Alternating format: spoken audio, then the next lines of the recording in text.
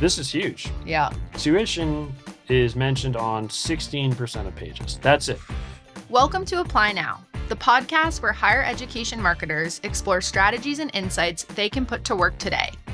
Each week, we cover everything from innovative approaches to paid media to the ways to reach the right students more effectively, so you can make smarter marketing decisions and drive measurable results. Hi, Chris. Hey. We haven't seen each other For a whole week. How's it going? Awesome. You and I are both just back from vacation. Yes. How was your break? It was great. Just hung out on the beach for a week. Okay. Lots of family and just, boogie boarding, walking the beach, hanging Boogie out. boarding. Oh, yeah. Yeah, kids are... You on boogie board? Yeah. Nice. Absolutely. Yeah. I was out there with all the kids and cousins and stuff. And yeah. Would you say you had control over your boogie board? Because I almost got taken out by a gentleman, probably even a little older than you, at Short Sands Beach. And I was like, you shouldn't be riding it if you can't control it.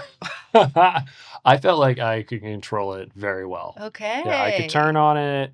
And also you can just bail before you hit somebody if you need to. So Exactly. I feel like last year there was an air conditioning debacle in the house. Were ACs being moved around, or were there not enough? Yeah, I mean all of those. That's just okay.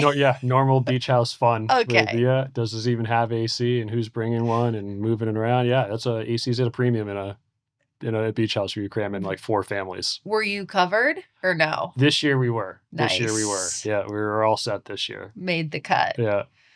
So your vacation, we talked about this on the last podcast. Yes. You and I flipped, and you're doing the very different thing than you've ever done. I'm doing the thing I always did. Same beach house, same beach, doing it for 20 years, very normal. You flipped it and said, we're going to do something completely different. Yes. So how did your grand experiment go? I convinced 22 people to come to Portsmouth and Kittery. People were here for like 8 days total, which was a very long time. And it went so well. Like the Google Doc itinerary, we hit it beat for beat. People were referencing it. People like uncles who I didn't think even like knew how Google Docs worked were like, hey, I saw like bullet 12 of the Google Doc. And I was so happy about that. All right, so it worked. Yes. That's awesome. You did a lot of prep for that. A lot of prep, completely worked, and it was so worth it. But I texted you Friday of our vacations, and I gave you a homework assignment for this recording today. And I said, your goal is to tell me something that happened on your family vacation and tie it back to higher education marketing. Right. I know. That's a challenging homework assignment for sure. And I mean, you have to answer this too, yes. Right? Yeah. But you'll go second? Yeah. All right. So what I noticed, or the kind of lesson or the kind of trend that I was able to pull back was just about how like change happens and how adopting change happens. And so the story essentially is like 2-3 years ago on the beach, I started noticing people using what are called cabanas instead of umbrellas. Okay. I don't know if you're familiar with this. I'm not. Okay. It's like I know a sunshade. Is that different? I don't know what a sunshade is. Okay. But like, so a cabana is basically square. Okay. It's basically a bigger umbrella. It's square, but then it has 4 like legs that come off the ends of it that make it feel like cabana-ish. Yep. But those 4 legs you actually fill with sand Okay, and it I've anchors seen it these. down. And so it's actually a lot more stable. So like 2-3 years ago, I started seeing those pop up. Before that, it's like an umbrella beach. And so then you start seeing the cool cabanas pop up. That's the brand name. Yeah. Oh. That's the brand name. Cool Cabana. Cool Cabanas is the brand name. That's like the high-end brand.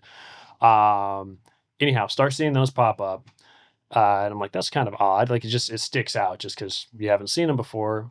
And then the next year, a couple more. Next year. This year, tipping point, all of them. Cool cabanas, wall to wall. Wall to wall cabanas. Like the umbrellas are now like the exception. Okay. And cabanas are everywhere. And so I think it was just kind of interesting to watch how that happened because it's like there's always this people talk about the idea of like change and how does change happen. And especially like, running a marketing agency or running marketing for anybody, it's like change happens gradually, then suddenly. Mm-hmm.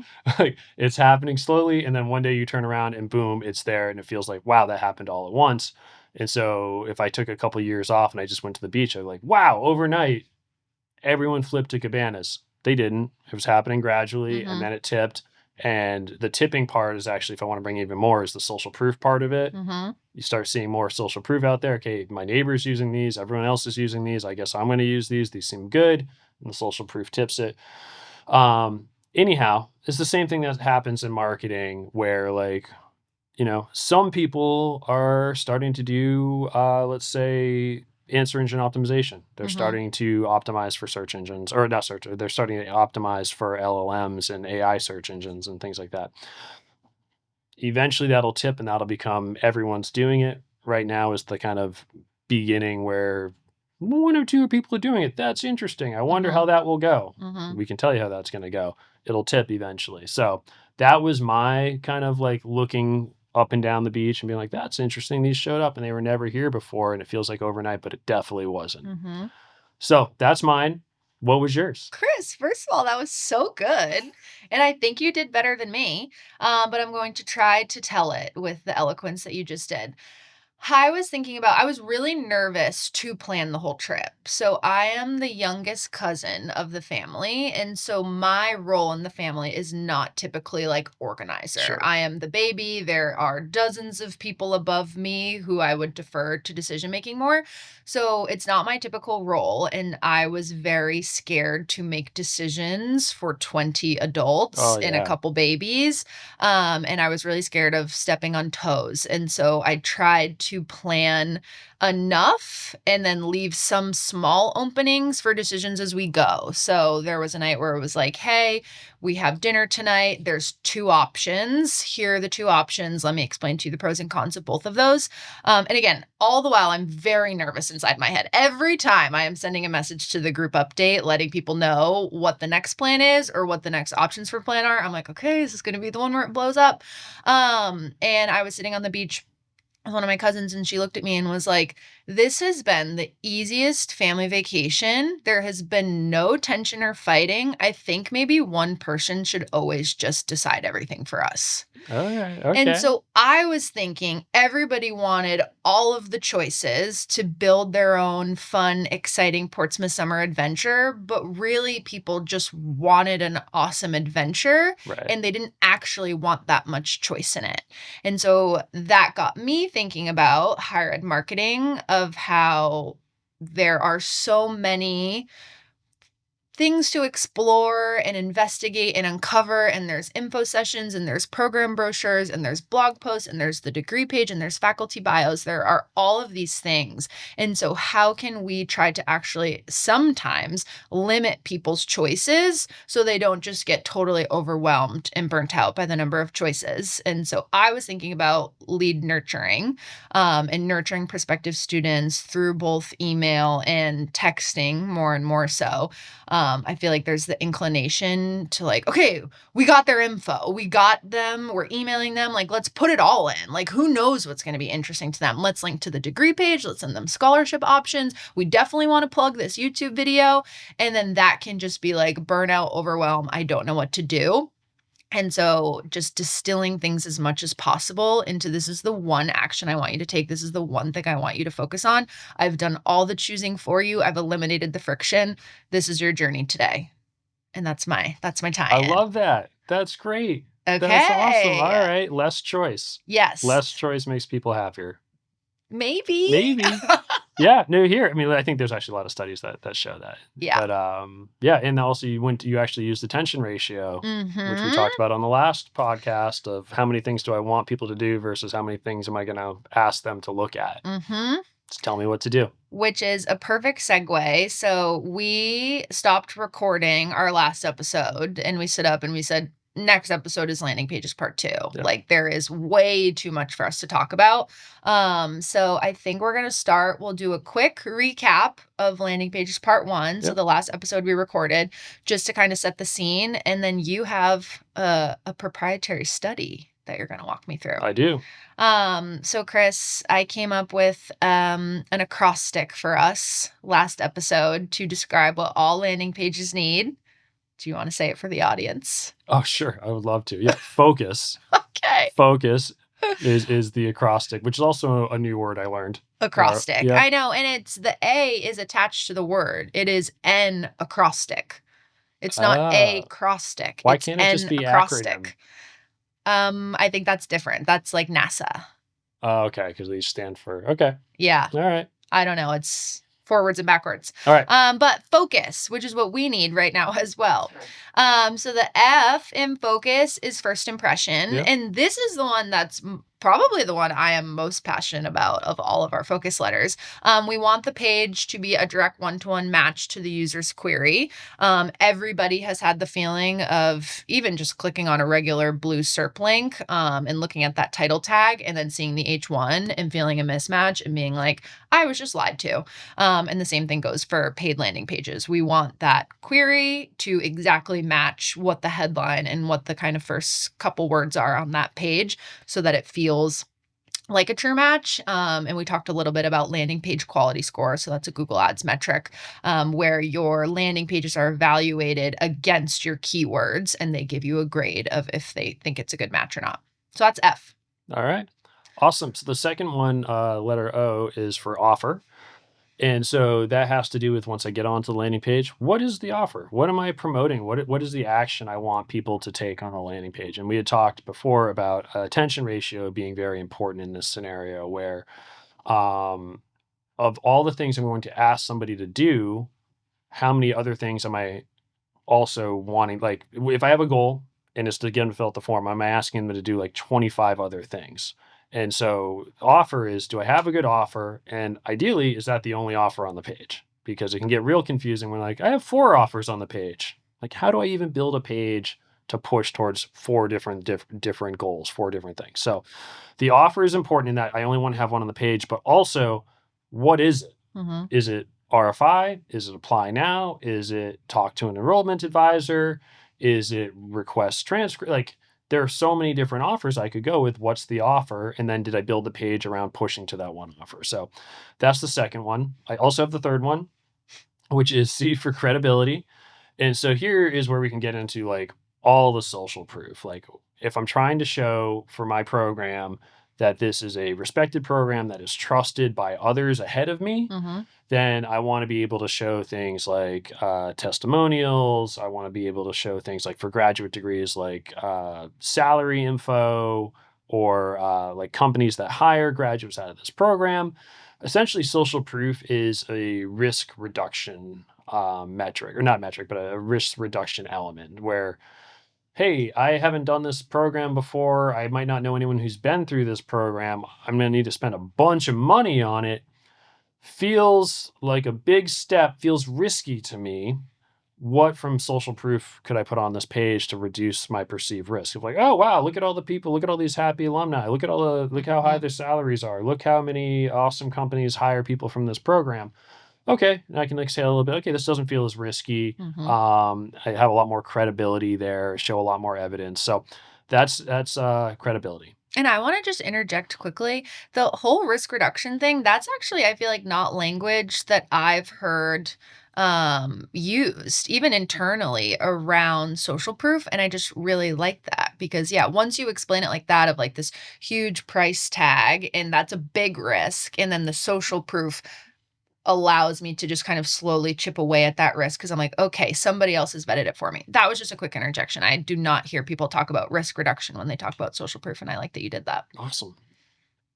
All right, you're up next. User Okay. centered. We're on our U in focus, user-centered copy. I think this one's super important too. So focusing on user benefits rather than university attributes. So I think this is definitely geared more towards graduate. I think when we made this point in the last episode, when we're talking about undergraduate, university attributes are super important. Dining hall, dorm, sports. But when we're talking about graduate marketing, which is what we're talking about, we want to focus on the user benefits. So it's really cool if you have faculty that, have all of these credits and are very esteemed, or these really niche courses or services available to you. But really what somebody is buying is a better future for themselves. So they are paying for a promotion, they are paying for an increased salary, they are paying for some kind of big transformation in their life. So focusing on those user benefits, what somebody's going to get out of the degree rather than what the university has to offer. And then the last one, our S to bring it home, is simple design. So no main navigation. You can have some on-page navigation, which I know we're going to get to today, but no main navigation, no footer, no exit points. We have just, again, paid for somebody to land on this page. We do not want to make it easy for them to exit the page. The goal, like you talked about with offer, is to get them to submit a form and to take a next step. So simple design. That's focus. That's our recap. And now we're going to get into a study that, Chris, you were a part of here at Vital. And I am just going to listen and be a student of this study now. Yeah, I think this was really exciting. So, um, Vital did a study. Specifically, who headed up was Marissa Como, who is our manager of our writing department, and she did a deep dive into analyzing 50 different graduate program landing pages. Okay. So she analyzed them across, I think, 15 plus different attributes to see what do they have in common, what do they not have in common, where are they strong, where are they weak, to see if we could come up with a report that says, okay, kind of the state of graduate landing pages is this. I love this. And so I'm going to go over several different statistics that we came out of the study with being like, okay, this is where graduate programs get it right. This is where they miss in a big way. And this is how they could improve. Cool. So the first thing, and we'll kind of ease into this, was just, were they even using landing pages? So that's the first question. And so that gets answered generally if there's a main navigation or not. So the study found that 74% of pages do remove the main navigation. So they're using a landing page of some sort. So that's great. So that's a positive thing. So majority of graduate programs are using landing pages, which just means they've removed the exit points and there's no main navigation. Because landing pages are airports. Because landing pages are airports, but we have to explain it again. Yes. So the landing page, we want it to be an airport. We want people to arrive and immediately just be ushered forward to where they want to go. We want web pages to be museums. We want people to land. We want them to look in all directions and decide what path serves them best. Love it. Pumped to bring that back. It is. Yeah, it's good. Yeah, but that's why. So again, if you remove the navigation, you are constricting their ability to navigate elsewhere, which means we get to focus them on our page, focus them on the offer, focus them airport style. Okay, check. 74%. That feels pretty good. Yeah, doing good. So like that's the start of it. We're all using the best practice of a landing page. We can all exhale a little bit because man, if they weren't, we'd be even in such a worse spot. But then the next part that we looked at was, do any of them use any internal navigation? So we would call this like anchor navigation that would jump you up and down the page, because what we did find is a lot of these landing pages were pretty long. There's no way to navigate that page. You just have to scroll it and scroll up and down the whole time. Now, in your head, okay, it's a long landing page. Now think of it as a mobile landing page. It is even longer, and you have no way to give that visitor a way to understand what's on the page and a way to get up and down the page. And from our heat maps, we know that if we don't give them anchor navigations, they don't scroll very far down. And so for us, that's a miss because 88% of pages don't include an internal navigation. So wide majority have no way to move up and down long landing pages. Some landing pages that might not be necessary because they are so short, but with what we were seeing here, a lot of them were longer and most of them were missing that. For the listener, Chris is playing it cool, but he is obsessed with internal navigations on landing pages. I am sitting here smirking because I'm like, wow, he's not really driving this home as hard as I expected. Chris loves popping up a pay-per-click landing page in a meeting and being like, look at this internal nav. It's like a microsite and you click around and it's so good. So yes, you just did a very good job delivering that. So the other reason that I love them is because when we run the heat maps on the landing pages, we can see of the options in the navigation, what people were most interested in. And so if we break it up and then we say like, hey, program overview, tuition, financial aid, faculty, alumni, like whatever we're going to have on that landing page, I can then go in and see which of those they clicked on the most and then I can go back and revise the page. If I have, let's see, 5 different sections on my landing page, and I can put all of those in my my anchor nav, I can then quickly see when they land on the top of the page, which ones they click immediately. So that also gives me a lot of intel to then go back and revise the page and say, this never gets clicked. No one cares about whatever this topic is. Let's get it out of here. Replace it with a topic we know that we could at least test that they care about. So I think it gives us a lot more data too. It's better for the user because they get to just get to exactly what they want and hop up and down. It also gives them a preview of the page. Like, again, I don't have a lot of time. I'm not going to scan this entire thing. This tells me what's on it, and I can just go to write what I care about. I might be going way too deep in it, but it gives the user the illusion of a choice because they're choosing what section they want to look at. We're just bringing them further down the page, but I do think it's kind of like it's empowering, it's buying them into engaging with the page. Again, that's going so deep, but it's a different experience. Just land on a page and scroll versus landing on a page and making an active choice to click on a navigation, which everyone's familiar with using, and then jump down to exactly what serves you. So internal navs. Like it. The next thing, and this is very specific to graduate programs, is program details are generally missing on these landing pages. So they'll be kind of high level landing pages. They'll say, hey, overview, the program's about this. And maybe they mention some awards or some social proof, although we'll have some stats on that later too. But they generally don't talk about what we would consider very critical need to know information for someone to want to make a decision about even considering this graduate program. And so the first thing that we saw is missing is that program length. Okay. Like telling the visitor on the page about program length. How long is this is it a graduate program? Yeah. It matters to me how long it is. Is it a 1-year program? Totally. Is it 2 years? Is it like, I need to know that. This is part of like in my brain where I'm trying to decide, is this for me or not? And it doesn't tell me how long it is. It's just going to leave a box unchecked in my brain. And that's not good because that's perceived risk. That's ambiguity, right? I don't know how long it is. Okay, so 52%. So program length is listed on 52% of pages. So basically 50-50. Coin flip if you're going to be a visitor on that page and learn how long the program is.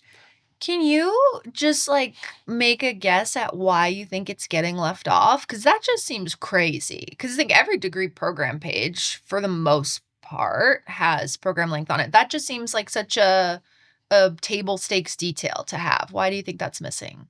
My guess a lot of the time is that universities write pages from the university perspective first versus the user perspective first. And in their heads, they already know that. They know the program length and all their programs are that length. And so it's kind of like an assumption. It's not the most empathetic approach. You're not taking it from the approach of the visitor to the page, but you're like, all my programs are this length. I would never think to tell people about that part of it. I actually just had this quick tangent. We're proposing a redesign of a university's degree pages to include the kind of quick facts box or at a glance bar that we're accustomed to seeing on degree pages. And this actually just jogged the memory. They were like, are you sure we need to have program duration? Isn't it going to be kind of repetitive? Like they're all going to say 2 years. Yeah. And I was like, yeah, no, you need to have program duration. That's repetitive to you, but I might be landing on the page and just looking at this one degree. Oh, for and sure. So that's my only time where I'm finding it out. So anyway, yes, I think you're actually totally spot on with that answer. I was very curious what you would say, but I do think, yeah, people just think it's a no-brainer given. Yeah. Yeah. And that's the trap of being any internal marketer when you're a marketer on the institutional side, where like there are things that you for sure know and it's obvious to you. Yeah. And then you need to get out of your own head and be like, but what's not obvious to them? So that's missing. Tuition, this is huge. Yeah. Tuition is mentioned on 16% of pages. That's it.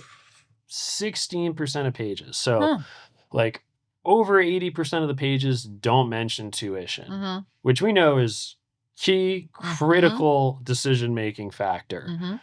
Not mentioned when we looked at these 50 different pages. So, I mean, that might be the biggest miss of this entire study, is that this is a critical piece of information that people who are looking for it, who are considering a graduate program, they need to know that. Mm-hmm.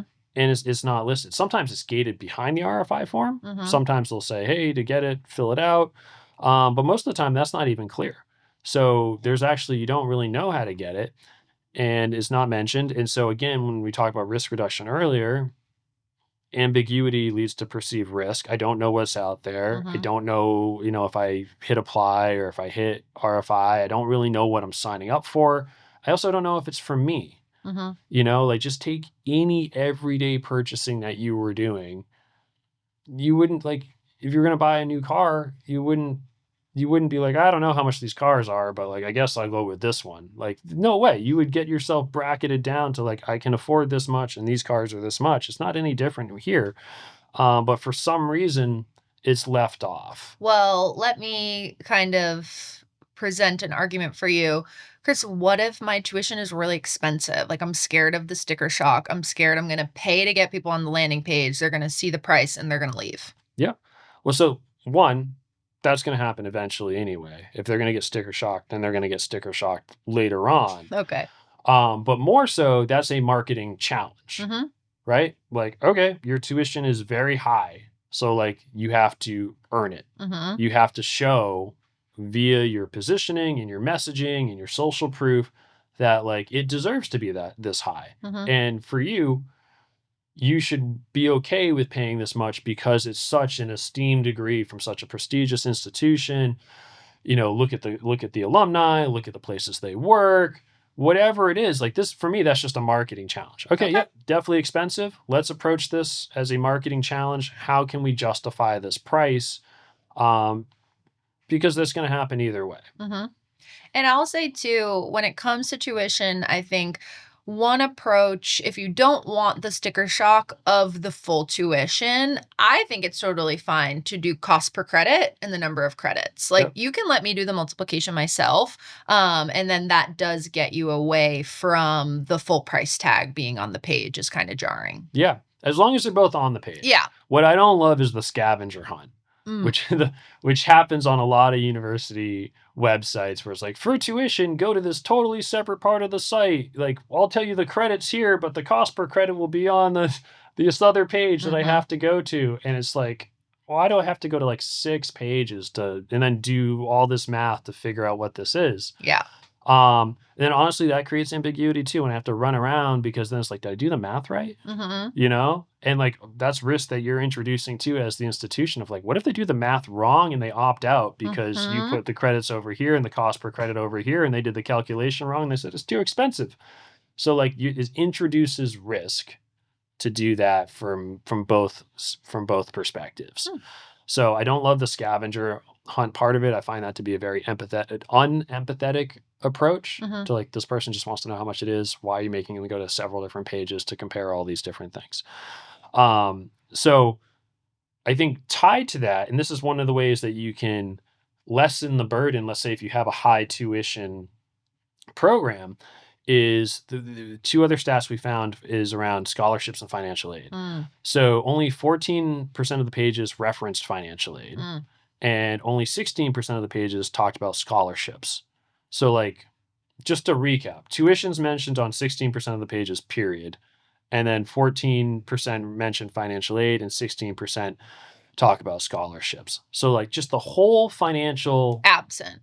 just absent. Like, that's the key data I need to decide if this program is for me or not. And to go back to user benefits, some people might be pursuing a graduate degree just to enrich their lives, just because they want to be a lifelong learner. But most of these people, this is an equation, and It is. this is ROI. We are paying for this degree now so that we can get this title and this salary later. So to just remove the full financial portion of the conversation does feel kind of crazy. It does. It does. And it's going to reduce conversion rates just because you're not going to have it there. You're not going to know if this is for me or not. But then if we get back to like what if it's a high tuition, like you need to then mention financial aid and scholarships. Like Mhm. those are two like levers you have to deal with a higher tuition or any tuition price, to Mhm. be honest. You know, any tuition price, those are a couple levers like, yes, it is, but we have generous financial aid options, we have great scholarships. Mhm. Like these things really, really help. Yeah. Um, but for some reason they're barely mentioned. Mhm. And so like that whole area is just generally a miss on these pages. And it's interesting, but it's an easy thing to Yep. change if they can understand that, like, okay, I just need to get this information on the page. I need to probably get it higher up on the page because again, I'm just checking boxes. Like, Mhm. is this program for me? This. Like, as soon as you can see that it's for you, or you can see a financial path to making it for you via financial aid and scholarships, you Mhm. say, this is a real contender. I could really do this. Yeah. And now you're on a short list Yeah. versus a, I don't know. I'm not sure. I guess we'll see. You know, generally that might be okay, but if somebody else has it, then they're going to be more sure and more confident and feel less risky about anyone who tells it to them. We even just tested for a university partner, updating language on the pay-per-click landing pages to address Grad PLUS loans going away. Yep. Purely, kind of for, of course, the education, but also for the empathy play of just, we know that this is happening. Like, this is unavoidable. This is a part of the conversation right now. And we want you to know that this university is aware of that. And so we're prepared to have conversations about scholarships and financial aid with you in light of Grad PLUS loans going away. Yep. So even just letting people know, like, hey, we have the same concerns that you have on our mind, and Yeah. we're prepared to address them with you. I think it goes a long way in building rapport and trust with a prospective student. Yep. Absolutely. And I think for graduate programs too, like this is one of the things where as a marketer, it's probably a good idea to go talk to the enrollment advisors or the admissions team or whoever it is that's talking to these potential students to see like what are the first questions they're asking you and Mm-hmm. what are their concerns. Mm-hmm. Like all of that stuff that you get from them should be front loaded into your landing pages. Hey, everyone's really concerned about grad plus loans going away. The Mm-hmm. first question is always about tuition and financial aid. Like, okay, Let's talk about it. let's talk about it. Let's get it on these pages. We know they're having it in that second conversation. Let's move that up. Oh, I love that.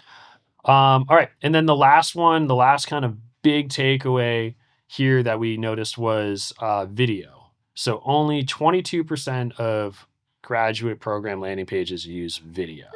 It's a very, very low percentage. And video is such a great communication medium to use that can help you do every single thing that we've talked about so far can be done via video. Mm-hmm. You can tell people about tuition, you can tell them about financial aid, you can tell them about the program overview, you can show Social like proof, outcomes. social proof, alumni, testimonials, all of that. And you can do it in a quick way that is compelling and inspiring. Mm-hmm. But no one is no one's using video. Yeah. Video should be top of the landing page. Yeah. Right up there, big play button, get a quick 45-second, 1-minute overview of the program, and just get them something to be inspired about. Mm-hmm. Should make it feel real and tangible. Mm-hmm. Like there's just the landing pages are just cluttered with copy and words and like also stock photos. Like if we could give them something that made this feel like a real tangible program that was inspiring right off the bat, Mm-hmm. we would do such a better job converting on our landing pages. So that's just another area where it's a total miss. And Mm-hmm. I'm saying video like one at the top, but honestly, you could have 4 or 5 videos to explain every single section. I think that could go really, really well, and it's just very underused Yeah. on these landing pages. I love having video that accompanies text. Yep. I'm doing that more and more and working with universities on that. On our curriculum page, if we're describing a course, great. We have a video with the faculty member describing that course. You can read one, you can watch one, you can do both, kind of choose your own adventure there. But I agree, a video, it's like, it's a handshake. It's a first impression. It's we're actually hearing from the university in the university's voice rather than just text on a page. Yep. And again, when we look at heat maps of landing pages that do have video, or even program overview pages that have video, like those elements get clicked a lot. Like Yeah. that's one of the most clicked elements on most pages on a website. If they have a video on that page and it's high up enough, you're going to see that get clicked. Well, I think this study is so cool and so valuable. I know as a higher education marketer, we are all always in our various chats at work going, who has a really good higher ed PPC landing page? Does anyone have a 2-page form? Does anyone have a 1-page form? Yeah, does anyone have a good landing page with video? So I am going to guess, Chris, this study is on the Vital Design website. It is. Yep. Okay, cool. We'll get that link in this episode so that everyone can read it. But otherwise, what are kind of our 1 or 2 things university marketers could do this week based on what we just discussed? Yep. So a couple things. I would audit my landing pages against Yep. what we found here. Yep. Because what we're looking for here is like, all right, this is of 50 different graduate program landing pages. Where's the blue ocean, the open space? What is no one doing that we know matters that we could do? And then audit your own landing page against it. Are we not doing it? We're not using video. We're not talking about financial aid. We're not talking about scholarships. Okay, let's get that stuff on the page. So I would audit. First thing I would do is just audit my own landing page against the study. And then I would look at your competitor landing pages and see the areas that they are saying the same thing or that they have boxes checked where we don't. And again, see how we can make it even more compelling by, again, using the different attributes from the study.